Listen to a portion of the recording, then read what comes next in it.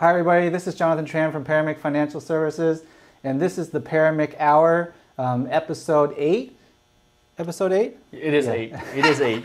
Episode 8. Man, I had a brain fart for a second, guys. But episode 8, we're going to talk about how to save for retirement. Yes. Big topic. A lot of people in our Vietnamese community have been asking us a lot about these questions. A lot of people in general have been asking me about, how do we save for retirement? Mm-hmm. A lot of questions within that, because sometimes maybe you're already starting to save for retirement, but then you don't know what it is. You just know that, hey, I'm just saving money in here, but I really don't know how it works and what it is all about. So today we're going to bring you guys some content about saving for retirement, all the different type of savings, how the money grows, what's the benefit of using it. So that way you have some more information about what to do when it comes to saving for retirement. And at the same time, you can dispel any kind of myths that you've been hearing out there, because you want to hear it from someone who knows, right? Mm-hmm. So that's our goal today. So thank you, Tan, for being on the show with us today. Thank you, Long, for joining us. Please help us share the stream. Tag a friend or family in here that you know, so that they can come on and learn more from us, right? Or just sit here and hang out with us for a little bit. So it's Friday afternoon. Happy Friday, everybody. I hope everybody's having good plans for the weekend. It's not any holiday, right? But outside in Houston, it's starting to get hot out there. It was 100 yesterday. Was it 100? It was 100 when I drove the car. Yeah, I look at myself, I'm sweating, and I'm like, why am I sweating? I was like, it must be because I was wearing this black polo, and just the heat was just attracting I was to me. driving with the max AC on, and I was still sweating on the back. So that's how bad it was. Mm-hmm. But that's Houston for you, right? True. It's very humid here, but I think I prefer the humidity over the Snow, the dry. Or Well, I don't know if there's snow this time of year anywhere. I miss New York, man. To be honest, I miss New York. Really? Yeah, in the wintertime, it's cold, it's freezing, but I miss it. I would take it over the heat, to be honest. I prefer the cold. Okay. Yeah, I guess when it comes to cold weather and hot weather, when it's cold, you can always put more clothes on, right? Mm-hmm. But if it gets hot, you can only strip down so much before you go into YMCA mode. So, For those who don't know what YMCA is, you don't need to know, okay? It's a Paramic thing. Yeah. So so to kick off our topic today, before we get into it, we're gonna talk a little about little news for the week before we get into our topic. So Frank, why don't you start today? And since Alex is going to be running back end today, so I'm sorry for those of you who are Team Alex or you'd love to hear Alex talk. He's running the back end for us today. So it's going to be me and Frank on stream today, and then Alex will be on the back end. So if you do have questions for him, you can always still direct it in the chat. He's in there in the chat. But Frank, why don't you kick off some news for us today? Okay, sure. Thank you, Jonathan. First of all, I just want to get some updates on the healthcare season. The deadline to apply or to change your plan is still August 15th.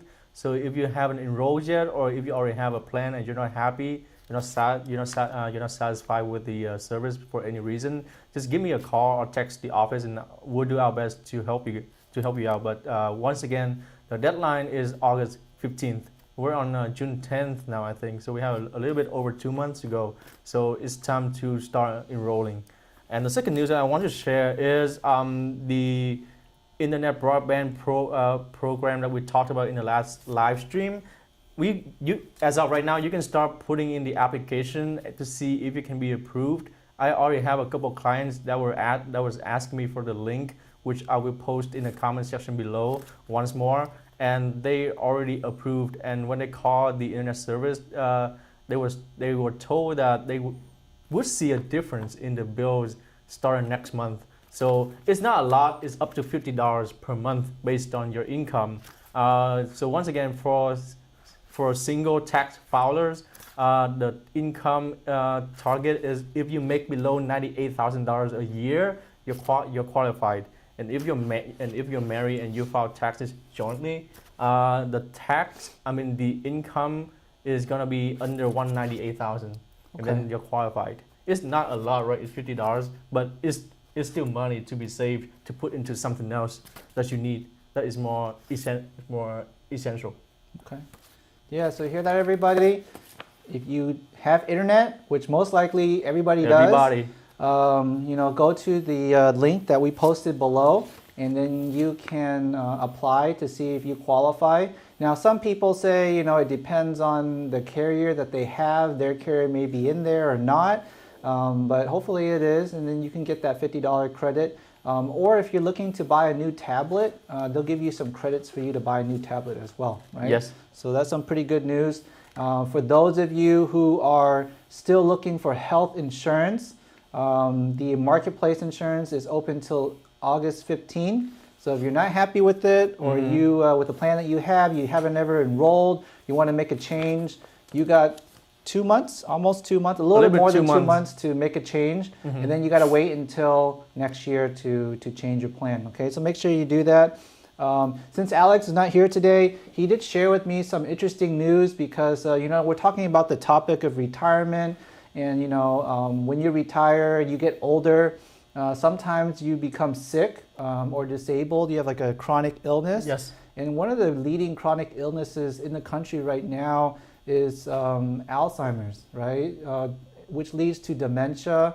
And a lot of times, it's very sad that you get older and you get hit with Alzheimer's, and you start to have a decline in your mental capacity where you can't remember anything anymore. Maybe you only remember what's in the past, but you cannot make new memories, right? Or you cannot retain the new memories, or sometimes you just start to forget the past altogether. So we're seeing that in our family right now too, on my mom's side of the family. And so the FDA say that they're in the process of reviewing and approving a new treatment that can treat Alzheimer's, which up to this point there is no treatment for it, right? Wow. So that's very exciting. Hopefully it goes through, but they say that about roughly 5 million people in the US are affected by Alzheimer's right now, and about 45 million people worldwide. So hopefully, as we can see, technology in general is getting better and better, and there's more technologies out there to treat these diseases or treat these conditions, and hopefully it'll cause some good news, right? Because some things that you do just to keep busy, to keep your health up, but sometimes things happen to us and we don't know, right? So in retirement planning, there's many things that you need to plan for. One of the main things we have to plan for is your money, right? The second thing you need to plan for is your retirement, your health. Oh, your health. Right? I'm sorry. Your health and retirement.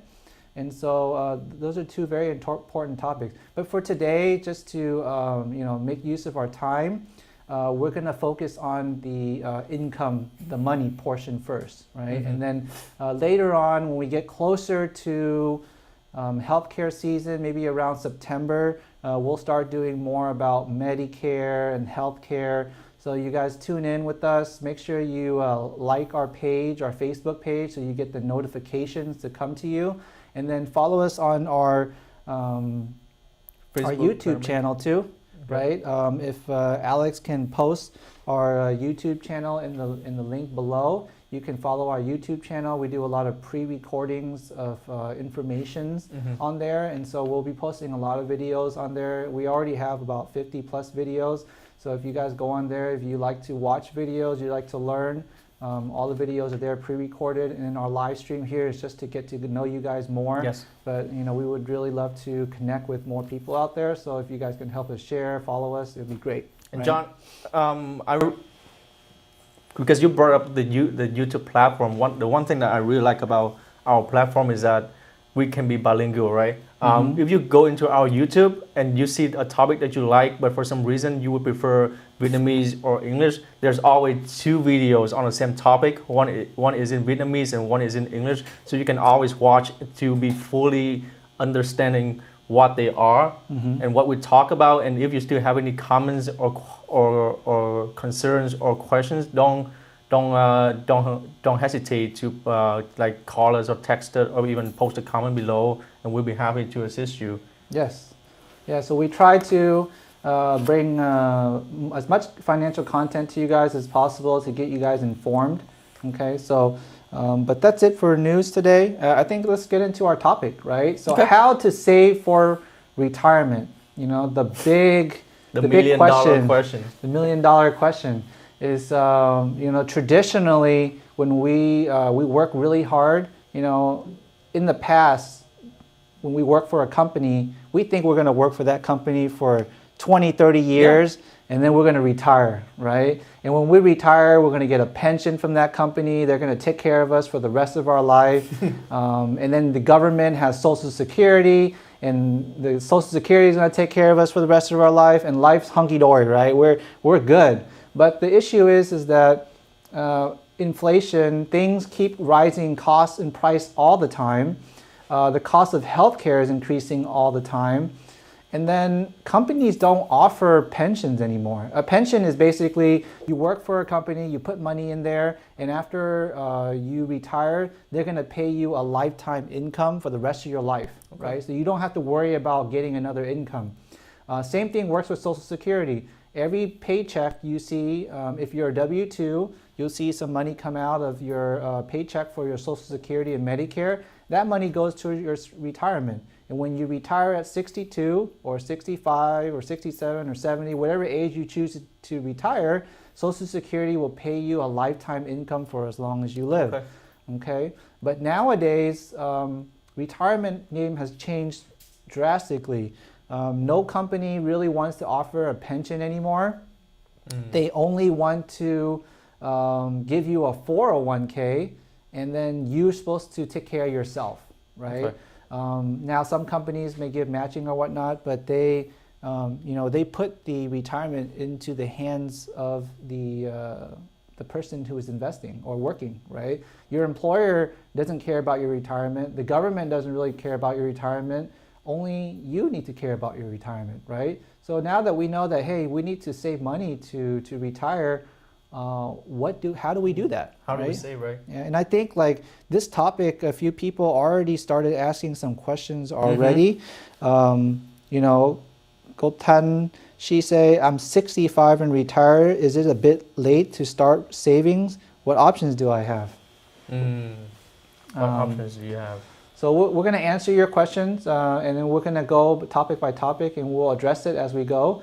But really quick, Gotan, if you're 65 and retired, you've already hit retirement age, right? So you may be already taking Social Security, so that is your retirement. At 65, I mean, unless you're going back to work, you can continue to save in your retirement. As long as you have earned income, you're allowed to put money into your retirement account. I see. Right? So it's not too late if you're still working, right? But technically, if you want to have like a big retirement, it is a little bit late to start saving for retirement. You got to start early as possible so that your money has time to grow and you have time to put it in. But many people, they may not know about this until it's too late, right? I guess, and John, for the basics of saving, when people ask me a lot, the first three things that comes into my mind is that when they ask me how do you save money, so I can only tell them so much of the basics. But my 2 cents is that first of all, when you think about saving, where would you want to put your money in? And my answer is that first of all, the bank, right? Because you know why? Because it's safe. Right. And then Good. the second option that I think about is maybe I want a higher income, higher return. Because you know when you put into the bank, the interest rate is not that great. Correct. It might be like 1 or 2%, even if you're lucky. So the second option that I have is maybe play some stocks. Get some more return, but at the same time it has more chances of being of risks. Mhm. And then the third option is that put into insurance where it can provide you protection and at the same time some sort of retirement income when it's time to retire. So that's the basics that I know. Yes. So that's a very good point, Frank. So Frank says that when we save, where do we save? Mhm. Right? It's like we haven't even got into retirement yet, but just saving in general. Yes. Right? That he is correct. The three main places that we put money into is the bank, Mhm. right? Because we want safety and we don't know where else to put our money, right? So we just put it into the bank, but the bank doesn't earn you very much interest, Not at all. right? And then the second place is the stock market. Oh, so hot. People investing on eToro, on Robinhood, on Coinbase. whatever, Anything. right? There's so many platforms out there that people are investing their money on. Mhm. But how many people really know what they're doing? Not a lot, I would say. Yeah, I mean, we do.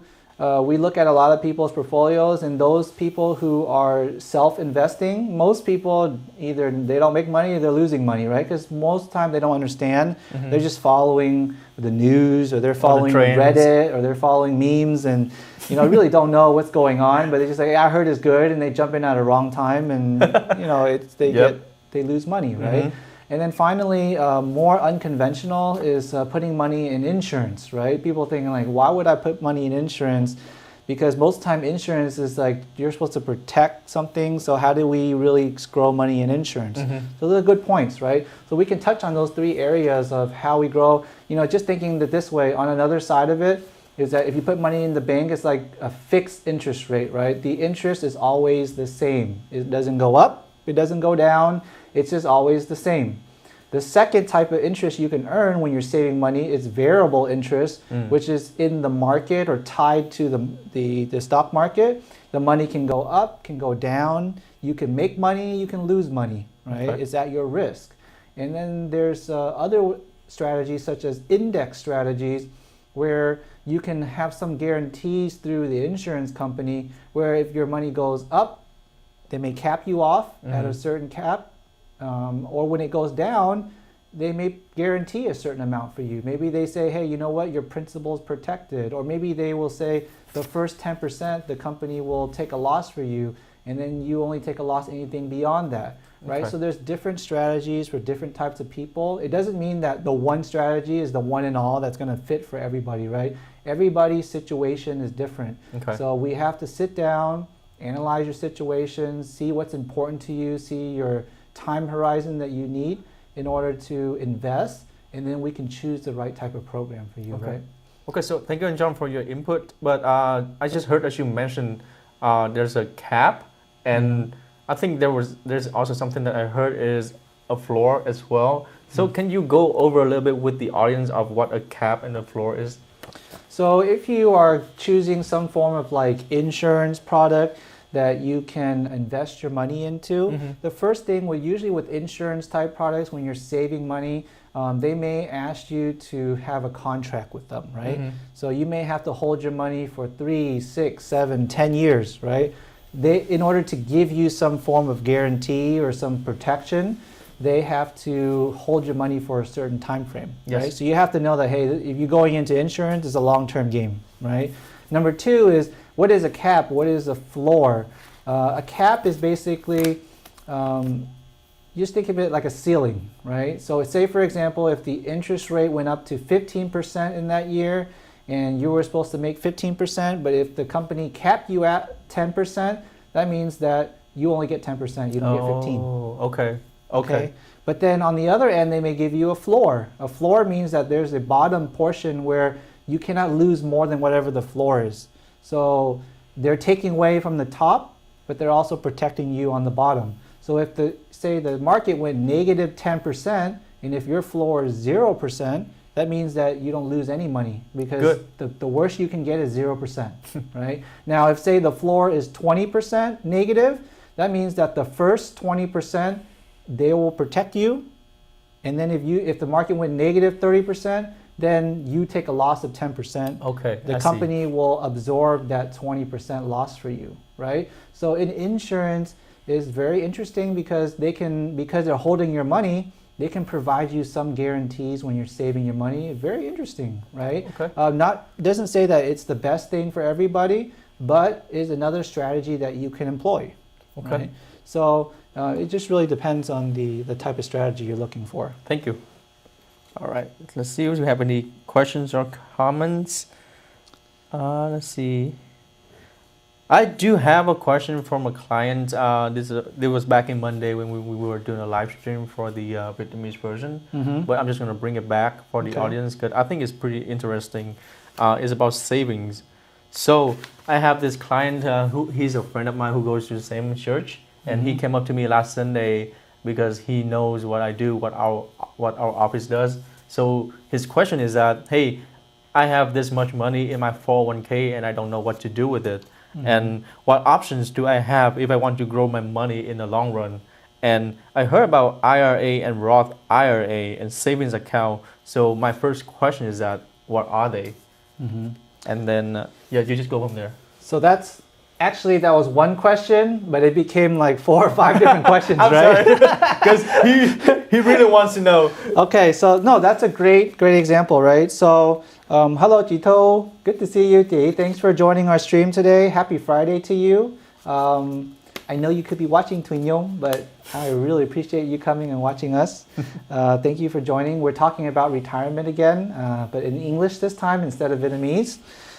So Frank's question, or Frank's friend's question, is that he has a 401k, but he doesn't really know, like, he just knows it's some form of retirement, right? Yes. So what is, I guess the first question is, what is a 401k? What is 401k? Yeah. Okay, so a very good question. A 401k is a type of retirement account that is given to you when you work for a company, right? So the company opens this 401k and they're giving you this benefit, and you're able to put money into that from your paycheck, right? So you can't take money outside and put it into there. It has to come out of your paycheck each payroll. Okay.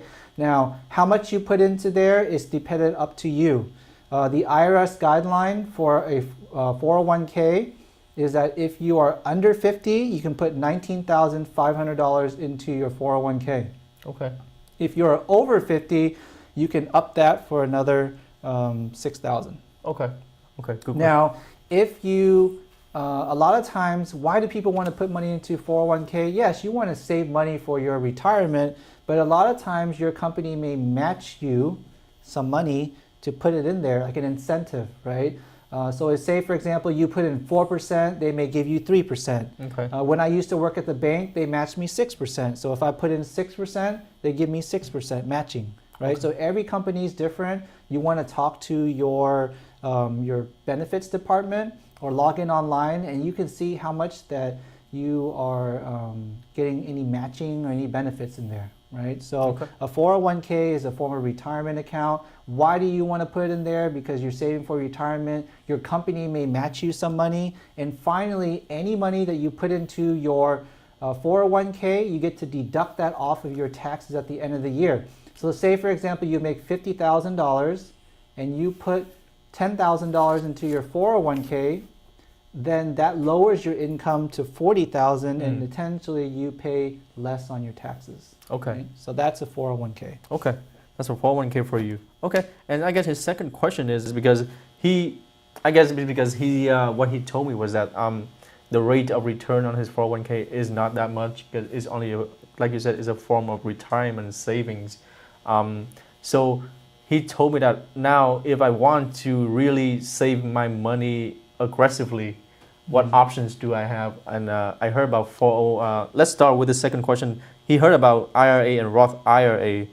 So what are they? Okay. So it's a good question. So he wants to know that if he wants control of his retirement account from the 401k, what should he do? Now there's two options. One is you can keep it at the current company and you can change the investments in there, or you can move it out. If you move it out, you can move it into two types of accounts. You can move it into an IRA or a Roth IRA. A traditional IRA is exactly like a 401k, except it's in your personal, right? It doesn't belong to the company. It's in your own personal name. It works the exact same way, except the limitations on how much you can put in is much less, right? With the 401k, you can put $19,500. In an IRA, a traditional IRA, you can only put $6,000 a year into it.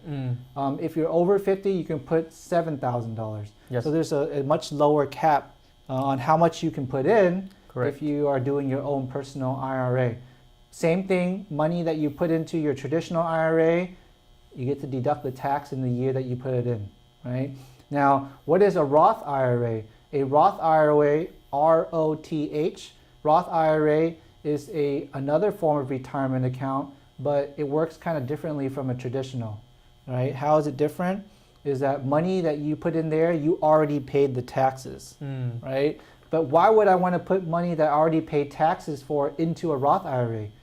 The reason why is that if you put it into a Roth IRA, any interest that grows during the time that it's in that account, when you take it out when you retire, you never have to pay taxes on that interest. So say, for example, you put $50,000 into that Roth IRA over the lifetime of it, and it grew to $100,000. When you retire and you take that money out, zero tax on that $50,000 gain, right? No taxes. Okay. Thank you. And then let's see. So his third question is that, but you already explained the question is that he was asking, are there any tax implications? But you already told him there's no taxes on a Roth IRA when you take it out. Right. So, but for the traditional, you don't get taxed now, but you get taxed later. Correct. So that's the difference. Okay. And then his third and last question is that if he does put the money into those saving accounts, when can he start taking the money out? Okay. So good question. We always know that, hey, I'm saving all this money, but when can I get the money? Right? When can I get my money back? Right. So good question. When you take it out, okay, if you're distributing out of your IRA, Roth IRA, or 401k, if you do it before you're 59 and a half, you're going to get penalized, right? 10% penalty if you take it out before 59 and a half, and you have to pay the taxes, right? So how does that work is that, say you took out $10,000 before you're 59 and a half, first you pay 10% penalty, which is $1,000 and then $10,000, and then that $10,000 gets added on top of that year's income. So if you made, $100,000 that year and you added that $10,000 on top of that, now you're paying about 22% tax on that $10,000 that you're put it in there. Now if you make a low income, maybe you pay 10%, right? Depends on your tax bracket.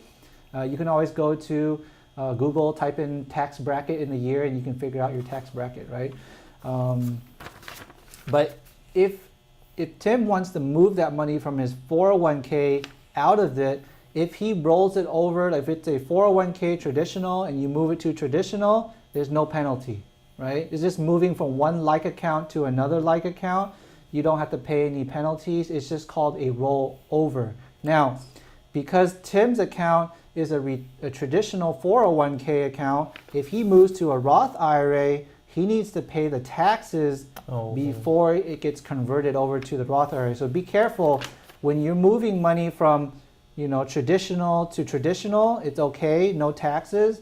But if you move from traditional to Roth IRA, then you have to pay taxes before it goes into the Roth IRA. So just be careful about that, because some people may hear, oh, Roth IRA sounds so sexy, I don't have to pay taxes.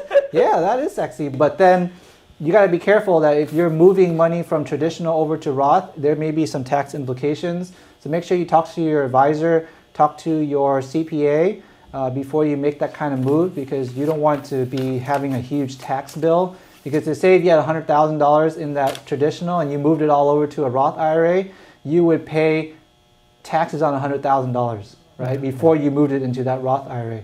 So you got to be careful how you do that. If you want to move it, sit down with the tax person, sit down with an advisor, and find out what the best strategy is, that maybe you can do it slowly over time so that you don't have to pay too much taxes.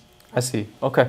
And I do have one more question that I just got earlier this week. Yes. And I think is related to our topic because it does talk about saving. And John, you did mention about, hey, if I put this much money into this type of savings account, I can lower my income for the year, right? And that customer brought up to me one point is that, does it apply for HSA, which is health savings account? If I put my money in there, it serves the purpose of having a form of health insurance, but does it at the same time serve at the purpose of lowering my income for the year? Great question, Frank. Wow, we got some nice questions today. Okay, I'm liking this. So HSA, health savings account. How do we get a health savings account in the first place? It's tied to your health insurance. Now, how does this relate to saving for retirement? It does, so I'll get there. But health savings account is a type of account where if you have an insurance plan at your company, or maybe you buy marketplace insurance this year, they offer HSA plans. Usually the HSA plans have a high deductible. So a lot of the people that use HSA, maybe they're healthy, they keep up with their health, they don't have to use their insurance a lot, so they don't need like a low deductible plan, low out of pocket. But you still want to have some form of insurance. A health insurance plan with the HSA is very advantageous.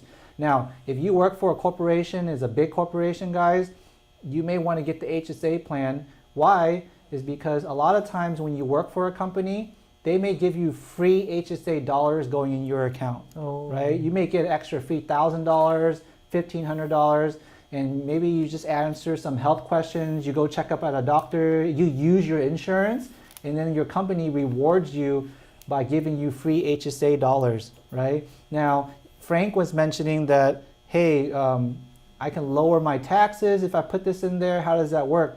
So the HSA, depending on what kind of plan you have, whether it's a family plan or individual plan, if it's individual, you get to put in up to $3,500 a year into your HSA. If you have a family plan, you can put up to $7,000 a year.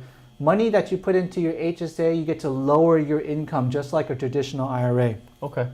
Right? Okay. So the money that you put in there, you lower your income down, and then you don't have to pay taxes. Now, the special thing about HSA is that it's kind of like a traditional and a Roth combined. Is that on the front end, you put money in, you get to reduce your taxes. But later on, if you take the money out and you use it for medical purposes, whether you go to the doctor, co-pays, deductibles, vision and dental, anything related to health, if you use it for that purpose, you never have to pay the taxes on the money you put in there. Okay. Right? Okay. And the HSA too, ladies and gentlemen, you can invest that money as well. So you can open up like an investment account, which is a HSA investment account.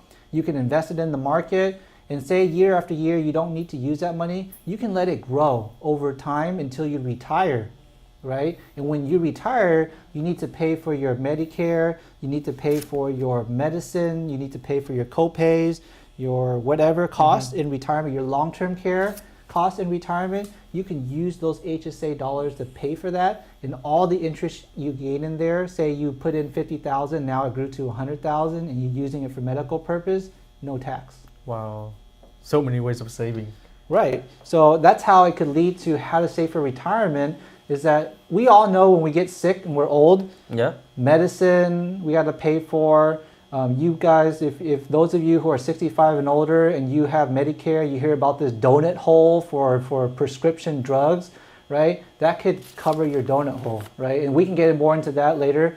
But there's a lot of costs when we get old, long-term care costs, everything, right? This is a savings account that you can grow over time. You get the tax deduction today, pay less taxes today. Later on when you retire, or whenever, even if you don't retire, you want to use it while you're still young, you don't have to pay taxes on the money that you put in there. Okay. Thank you, Ryan. Thank you, Jonathan. Oh, we do have another question coming from the audience. They're very active today. This question comes from Phoebe. She said, "I'm 23 years old and I just bought my life insurance. It's called the Index Universal. So by the time I retire, I will have some cash value to use. Can I withdraw the cash values all at once or has to be monthly? And are they taxable? Okay. So, hello, Tao. Thank you for joining us. We're talking about how to save for retirement. And we got a lot of good questions going on. So, Miss Phoebe here, she's very young and she's already saving money. She's already thinking about retirement. That's great, Phoebe. I'm very proud of you that you're already thinking about retirement. And even you have a life insurance Wow. that you are using to have protection, and you're saving extra money in there too. So very good. So Phoebe, not only does she, I don't know if she has like a 401k, but I think she's saving in her IRA. She does have an IRA, I think. Okay, good. So she's saving in IRA. She's saving in her regular savings. I think she probably saves in the stock market too. She even has the money in the stock market. Okay, so now she's saving in life insurance too. How does that work? Now remember, life insurance is still life insurance.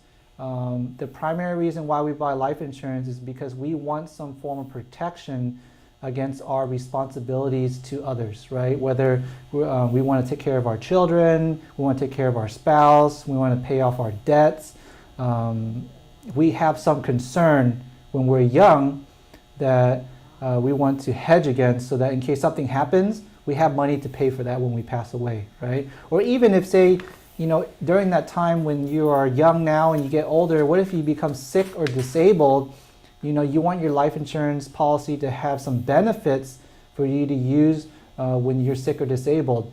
But Phoebe makes a good point. What if I get older and I'm putting money into this policy? I don't need the life insurance anymore, and I may or may not need that long-term care. Can I use this money for my retirement? And the question is maybe. Right? It depends how much money you're putting into it. Because remember, when you're buying insurance, you're just trying to spend as least amount of money possible for the biggest amount of benefit. But life insurance has a feature in there that if you fund it enough, you overfund it, you put more money than is required into the life insurance policy, or you pay it as early as possible, there's cash value in there that can grow. Right? Yes. So if you say that, hey, my life insurance, I'm only required to put $100 a month into it, but now I want to put $200, $300 a month into to save more money because I'm already saving in all the other places. I run out of places to save, so now I want to save more. Yeah, you definitely could build up some equity, some cash value in there where when you retire, you can take that money out, right? Okay. And depending on how much money is in there, by the time you retire, the life insurance company can calculate how much money you can take out of there. And if you structure it properly and you have the right type of plan, you can take money out of there where they charge you interest, but they credit you back, and it's a wash, right? So you basically borrow money from your life insurance at no cost, and since you're borrowing it, there's no tax implications, so you have a tax advantage account. So you technically could use a life insurance for retirement planning as well. Now, she asked, could I take it out all at once or should I take it out monthly? It depends how much you want to take out. If you want to take it out all at once, the insurance company will allow you to take out a certain amount of money at once and you can just get a lump sum. Now, if you drag it out a little longer, the insurance company may say, hey, you know what, they're holding your money longer. They may give you more money, right? So it just depends. Sit down with your agent and talk to them and say, hey, you know what, I heard about this, life insurance that could be used for supplemental income. Or if you go to our YouTube channel, I did do a video on how to use life insurance as an alternate investment vehicle or a supplemental retirement. And you could see how that kind of works, right? That is another strategy that you could use, but I still recommend people that, hey, build your emergency fund first, right? After you do that, make sure that you save money in your IRA or your Roth IRA. And if you're looking for more places to save, life insurance is a wonderful way to save money as well. Okay, awesome. Thank you, John. All right, let's see if we have any questions. Hello, Jihao. Nice to see you. Thank you for joining our stream. Thank you, Tao.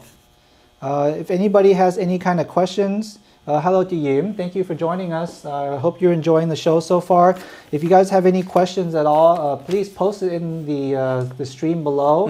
And then we have our topic that we're going to go on forward, but we also do want to answer a lot of questions because the retirement is a big topic. And everybody has little questions here and there, little concerns. So if you have any concerns, post it in here, and we can answer your questions about it. Let's see. She says long-term care. I don't understand exactly what it is. Oh. I heard it's used for chronically ill, terminally ill, and critically ill. What is the difference?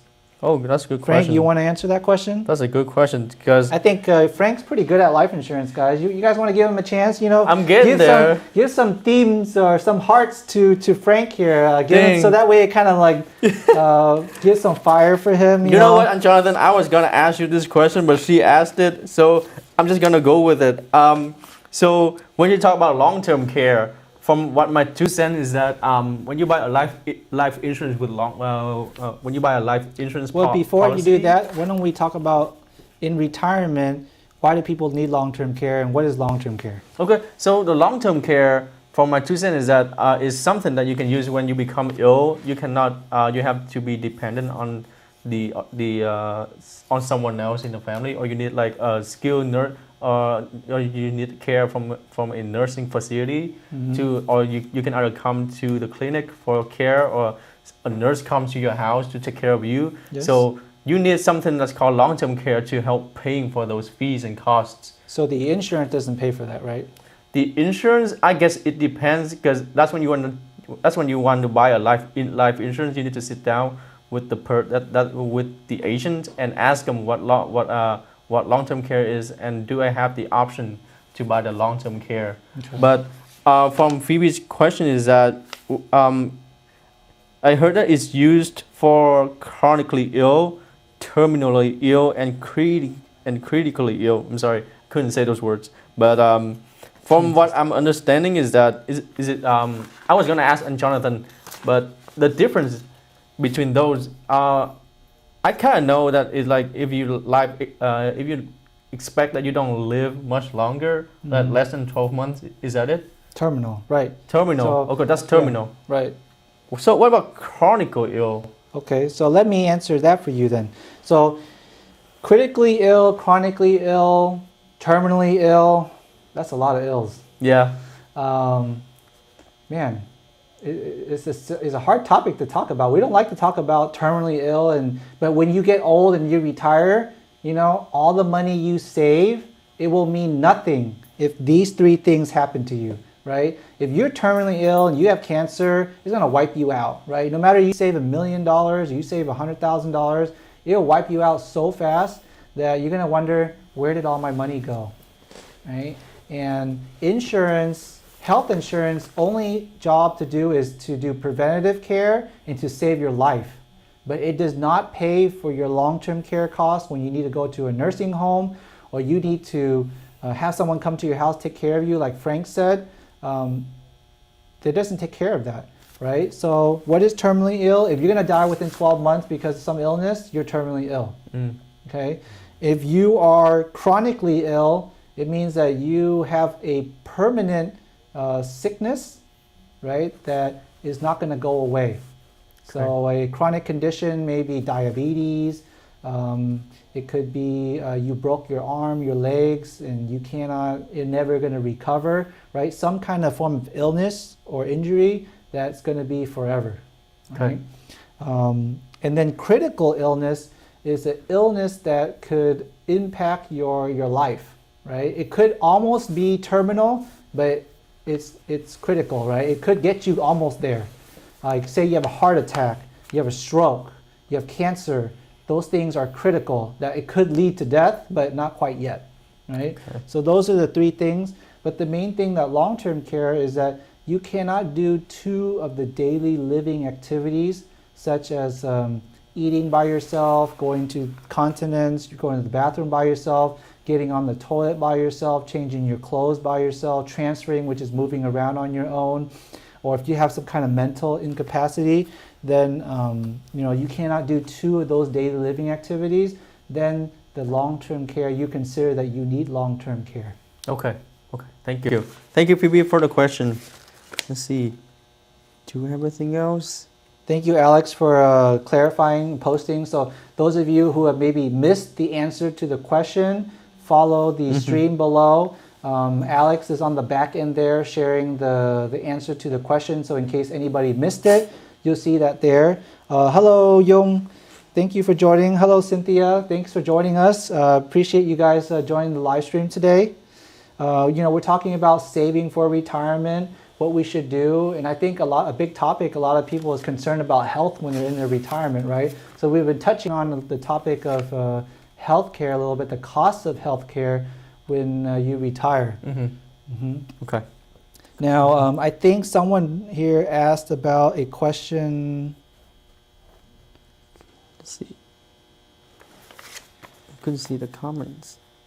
Now, someone said something earlier about the cost of retirement. If, say, you want to go into like a nursing home, a assisted living facility, or if you wanted someone to come at home for you, right? Alex used to work at a assisted living facility called Brookdale, right? So for people who say they know they need medical attention, but they're still kind of like, hey, I want to take care of myself. You go to this fancy apartment, basically, and you live at this apartment, and down below, there's like food area that you can eat, and there's also doctors and nurses on site, so that if you needed to get treatment on a daily basis, you can, or maybe you can't take care of yourself, you can go into here, and it's like a nice apartment where you can live in, and you can have someone be there to take care of you needed.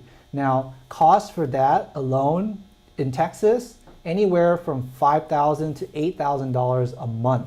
That's a lot, right? That's pretty expensive. So a year alone, that's already like $60,000. And if people save only $100,000 for their retirement, it's going to last you 1 year, and then you're going to have to go back to work, or they're going to kick you out of there, and you got to go home. All right? If you want someone to come home to your house to take care of you, just for 8 hours, that's already about like $2,000 a day, right? So it's very expensive. 8 hours a day, not $2,000 a day, about $200 a day. So you multiply it out a month, it could be up to $6,000 a month already, and that's only 8 hours a day. Now, if they don't come 8 hours a day, they only come like a few hours a day, you're still looking at about a couple $1,000s a month just to have someone come to your house just for a few hours a day. Wow. So saving for retirement is so important. Not only you have to save for your lifestyle, but you got to save for your healthcare too. Yes. Right? Just because you're young and healthy, you don't ever think that you're never going to get sick down the road. Yeah. Hello, Bao. Thanks for joining. So saving for retirement, it's a big topic. Now, Social Security. Social Security is something that we really rely on a lot. And how do we qualify for Social Security? How to get the money out of Social Security? I mean, Frank, what do you know about Social Security? Maybe you can tell me what your 2 cents are on Social Security, and then I can give you my feedback. Okay, so for me, Social Security is something because my mom, she's currently receiving Social Security benefits right now from my dad who passed away in 5 years ago. So I think the starting age to start withdrawing the money for Social Security is, I think it was at 60. 60. Okay. So 62. 62. Okay. At 62, you can start taking the benefits out, but it's not gonna be as much as if you were like start taking out at like 65 or 67, right? And then the rate is locked. Right. You cannot the moment that you start withdrawing the money, you cannot change it down the road, and then you're stuck with it. So I was asked this question once. Should I start taking the benefits the moment that I'm qualified, or should I like kind of wait a couple more years to get more monthly benefits to start taking out the money? But which is more beneficial in the long way? And to be honest, I didn't really have an answer to that, because what I told my mom is that the moment you qualify, just start like taking the benefits out, because you don't want to wait. Because if you wait 5-6 years, yes, you may get more on a monthly basis, but think about the last the amount of money that you lost in the same amount of time. And so for me, social security is big, and the moment I'm qualified, I'm gonna take it. So Frank thinks that You know, in our Vietnamese culture, we have a terminology where retire young, right? And retire young for people is 62 years old. Okay? Yes. So there's three main dates you want to keep track of. 62 is retire young. 67 now is the new normal retirement age. Okay. And then 70 is retire late, right? So which one should you do? How do we know which is the best way, right? How do we know what we should do? Frank thinks he wants to retire early. I want to retire. Who doesn't, right? Right. Who doesn't? I want to retire late because I want more money. But everybody's situation. So he wants to retire late. Yeah, so but everybody's situation is different, right? Because some people may argue that, hey, I want to retire early because what if I die early and the government keeps all my money? It's true, right? If you pass away, you don't get to keep that money that you put into Social Security. The government keeps all of it. Now, if you have a spouse that you're leaving behind or children that are under 18 years old, then you will give half of your Social Security to them, right? But they don't get any lump sum, right? Not like you're saving your own money where, you know, whatever you don't use, you give everything to your family. If you don't use it while you're alive, Social Security keeps all your money, right? So some people think that, oh yeah, if Social Security is going to keep all my money, then I better go take my retirement now, right? 62, but what is the disadvantage of taking Social Security at 62? You lost 25% of what you could have been getting at 67, 25%. right? So if you're, the average Social Security is about $1,500 a month, right? So if $1,500, if you lost 25%, that means that your Social Security dropped down to $1,100 a month. So you lost $400 a month by retiring early. Now, some people may say, when's the break-even point, right? The break-even point, I don't have that chart with me at the moment, but I believe it's about 70-ish, 75 years old is when the money that you would have waited to retire rather than taking it early will exceed, right? So if some people may say, hey, I don't think I'm going to live past 75 years old, I'm going to take my money now, right? But some people with technology nowadays, we're retiring, we're living longer, so maybe waiting for your retirement may be more advantageous. Now, what if for those people like my dad says, I'm going to work till I'm 71. Now, he thinks he can work till 71 now, but he doesn't know what his health's going to be like, but, you know, God forbid, maybe God give him good health while he's still working now, and he can work till 70, right? If he works till 70, and if his Social Security was $1,500 a month, then he's gonna get, let's see here, 25% more. Oh. So he'll get about almost $1,900 of retirement by waiting till 70, right? So if you think you're gonna live a long life, maybe you wanna retire at 70, but it all depends. So some people may say, I don't think I can wait till 70. Like my mom. Mom, I don't know if you're in here or not, but mom tells me that I want to retire as soon as possible, right? I don't want to wait until... I'm with her. I don't want to wait till I 65. I want to retire at 60, right? Well, if you want to retire at 60, then you got to make sure that you have savings outside that you can lean on, so that by the time you get to 62, you can take retirement. Or if you still have savings outside that you can lean on, then you can postpone it till 67, or you can postpone it till 70. Then you can get more of a retirement check. Okay. Right? Or for those ladies of you who maybe divorced already, you don't have a husband anymore, your husband passed away, you receiving your husband's Social Security already. So if you're okay with your husband's 50% Social Security, you can wait until 70 until your Social Security gets that 25% bonus, and then you take your Social Security and you throw away your husband's Social Security and you get the higher one, right? Okay. So there's different strategies that you can do, but you got to start saving now, because if you don't save now, you won't have a savings to lean on so that you can wait for Social Security to bump up, right? And a lot of people don't save, so they have to take Social Security early because they're like, hey, you know what? I'm already at retirement age. I don't have the energy to work anymore. I want to retire, right? So your mom, because she's taking Social Security from your dad, she technically can still postpone her Social Security till 70. Yes. And when she's 70, she can take a look to see how much money she's getting for Social Security and say, hey, you know what, let's compare. Is my husband's Social Security higher Or is my Social Security higher now? Well, when mine is higher, I'll take my higher and then I'll get the higher benefit. Okay, I Right? guess that's one way. So don't get into a rush to get your Social Security right away. Look at your situation. If you're earning somebody else's Social Security, compare that with what you're going to get, and maybe you can postpone it.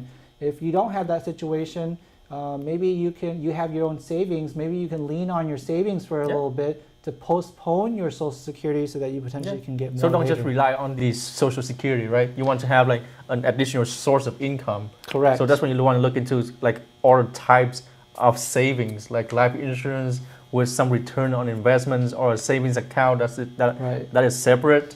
So there's different ways of savings. Make sure what you sit down with your specialist when it comes to saving, and then ask, get consulted, and educate and acknowledge yourself on different ways of savings that's going to fit with your budget and your situation. Right. Budgeting is so important, right? I think my wife talked about it in another show, is that you got to have a budget to start saving, right? Because a lot of questions people may ask now is like, okay, John, you said all these great things and it sounds great, but where do I start? How do I do this, right? When can I start? Now, Kotan, you said that you are 65. It is a little late, but it's never tw late. If you think that you have energy, you're going to keep working, you still can start saving, right? So sit down with us and we can show you a strategy of how you can continue to save, because now that you're receiving some income and you go to work, maybe all that money you can put towards savings, right? And we can show you how to do that within your budget, right? To make sure that your bills are all taken care of, and that we make sure that when you retire,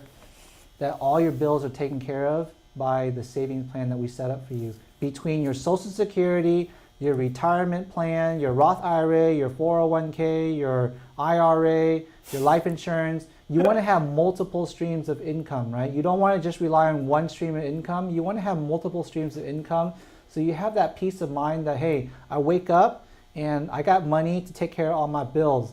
And then I have money to play, right? I have vacation money, and then I have this other nest egg in case I do need it, I can tap into it, right? So it depends, but you got to have money to save, right? And Yes. don't be stingy. Don't think that, hey, John, I only want $100 a month to save for my retirement. It ain't gonna happen, right? You gotta be aggressive with your savings. You gotta want it, right? And you gotta be realistic. But we will work with you to develop a budget, a plan, so that you can grow into it, so that it become a reality for you. Yes. So that if you want to go shopping, you want to go spend money on the things that you like to do, you still can do it, but at the same time save money for your retirement, right? It can be done. Yes. It's not impossible. And if you don't have ways to make money, we help you ways to save money or show you ways to make more money, Yeah. right? There's many ways to go about it, but the key thing is you got to sit down, be open with your advisor, be open with your planner, and sit down and share everything about yourself. Be realistic with your goals. Tell us what your dreams are, right? What you want to do, and we can help you get there. And I do have one advice for like people my age who are young, right? Don't ever think that, hey, I cannot afford this, I cannot afford that. Don't ever have that mindset. You want to have a mindset is that, hey, I want to get from point A to point B. I don't care how much it may cost. If it costs a lot, right, make sure that you have like a strategy where you're gonna earn some extra income to cover the cost. Share your own example, Frank. My own What example. did you do? I just bought a freaking life insurance policy with $200 a month. No, besides that, your fun thing. My fun thing. What you drive? Oh, I got a Jeep Wrangler, y'all. I never freaking 18 gallons. I fill up the gas every 3 days, and it cost me $40. So on average, I'm spending $80 a week on just gasoline alone. But does it make you feel good? Oh yeah, of course. It's making me feel amazing. But how did you able to budget for that? I got a second job. I work at night. So you see that? He's get some young. extra income. Mm-hmm. So and he working very hard. Frank, he work hard. He does finances with us during the day. He pick up a second job because he knows that I need to have fun too. I need to enjoy myself, feel good about myself. And I want to drive a Jeep Wrangler and spend a bunch of gas money on that. That's his prerogative, right? But man, I guess he's looking good with that. I don't know, Phoebe, how do you feel about that?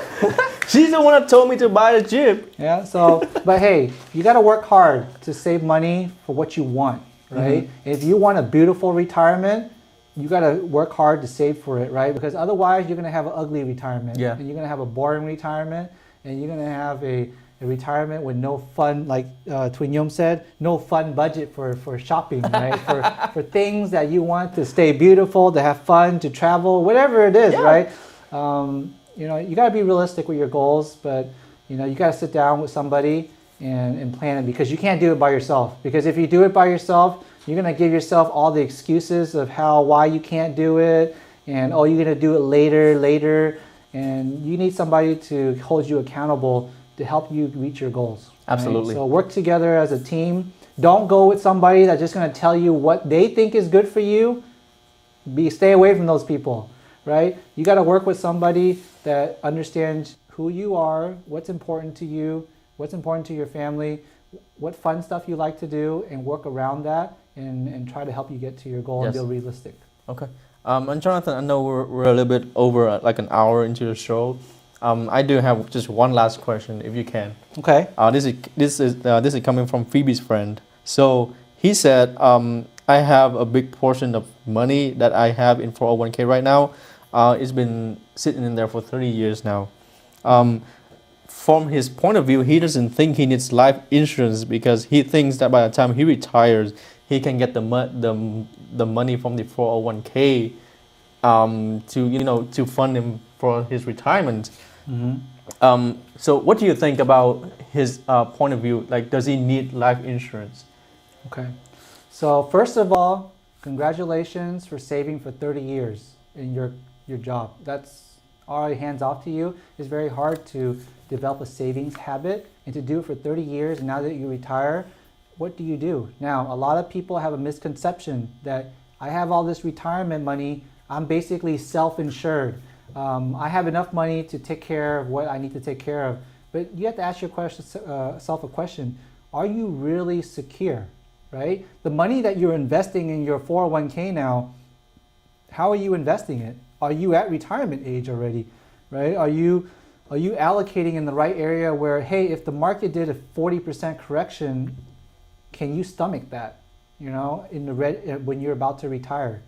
Those are some questions. How long do you plan to retire for? They say that retirement could be up to 8,000 days. So if you divide your retirement out of 8,000 days, how much is that per day? Is that going to last you for 8,000 days? Or is that enough money for you to spend during that 8,000 days?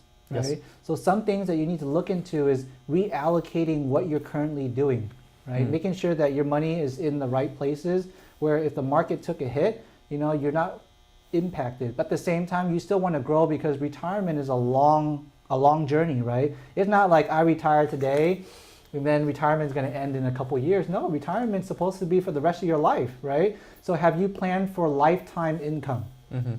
Lifetime income. Your lifetime income should be your Social Security plus some money from your savings account, your retirement account, where it covers all of your bills, right? Your healthcare, your bills, your taxes, your whatever, right? Your lifetime income should cover all those things. Now, if your lifetime income doesn't cover that, then you got to figure out, how do I get more lifetime income to cover those bills, right? Those things, those daily expenses. Yes. The second thing is that, do you have a hedge against your health? Your health could go down anytime. Now, a lot of people have misconception. Medicare is going to pay for everything. It doesn't pay for everything. Medicare only pays for your health. It doesn't pay for all your healthcare costs. There's costs that you still have to pay out of pocket, right? At the same time, Medicare only covers 100 days of long-term care. So you need to buy long-term care to cover for those costs in case that happens. If you have money in your 401k now, maybe you can allocate some of that money out, where if you plan early enough, maybe you put $1 in today, you instantly can get $3 out. Wow. The longer you wait and you don't go on claim on long-term care, that benefit grows every year, where your $1 you put in could now be $8 that you get out when you do go on long-term care. And now you're leveraging your money, you're saving that money. You put out maybe 100,000, you may get 300,000, but maybe you put out 100,000, maybe you get 800,000 later on. Now, you may not need that much, but you tailor what you need to your needs, right? But the whole point is that you got to use insurance to leverage against your money, to let your money grow further for you, right? Life insurance. Do I need life insurance? think about this. If you have your retirement money, if you give that to your family when you pass away, they have 10 years to take out that money. And if they don't take that money out after 10 years, they're going to be penalized on it. But as they're taking that money out in 10 years, they have to pay taxes, right? So say you left them behind $1 million, right? They have to take $100,000 out a year. That's added on top of their income. So now they're paying $100,000 of maybe their own income, $100,000 on top of their retirement money that you give to them. Now they're paying taxes. Can I take it out as a lump sum? You don't want to take it out as a lump sum. Oh, yeah, it's going to add like crazily to your income. Right. So 10 years, you have to take it out.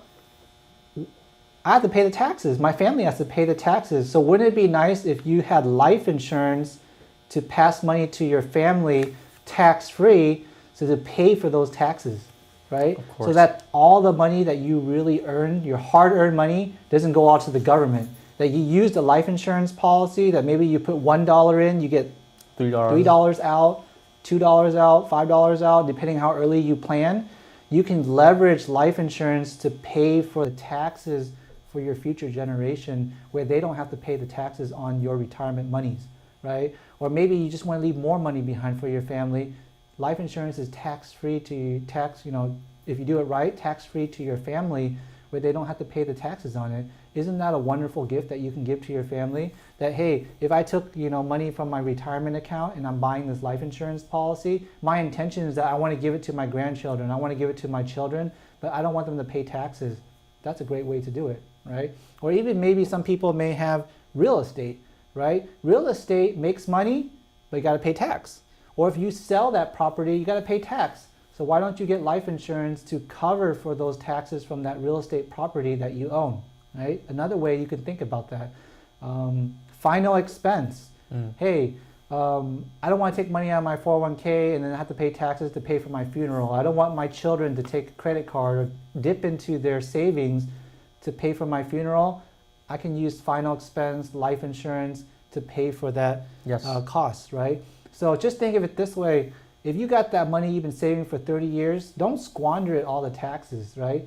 Use it for yourself, enjoy it. Don't say that, hey, I'm using this to give to my children, I'm using this to pay for this. No, leverage what you can to make more of your money, and then that way you have more money to keep for yourself. And if you happen to pass away, you give your money to your family tax-free. Yes. Right? That's most important, so that you preserve that legacy and your next generation is taken care of, and they don't have that feeling, I got to pay all these taxes, right? Yeah. Because nobody likes to pay tax when they, pay tax when you should, but if you don't need to pay it, why not? Okay. That was okay. Thank you, and John, for the answer. And people said, thanks for the answer, and John. Awesome. Thank you for all the questions. Really appreciate all your guys' support. This has been an hour already. I mean, this topic goes pretty fast, right? So, I love to talk about these things because, I see so many cases and I want to help more people. But the only way that we can get to more people out there is that you guys join our stream, share, like our page, follow our YouTube page, and give us feedback. Let us know if we can do any better, if we can get better jokes, or we're too boring, or we're not handsome enough, we need to cut our hair. Give us feedback, right? Let us know what we can do to be better. But we really appreciate all your support. Wish you a wonderful weekend. Yes. Thank you for joining us today. This is Jonathan with the Paramic Hour. This is Frank. Happy Friday, guys. And we'll see you guys next week. Maybe next Monday. Monday for the Vietnamese, and next Friday for English. All right. Bye, guys. Bye, guys.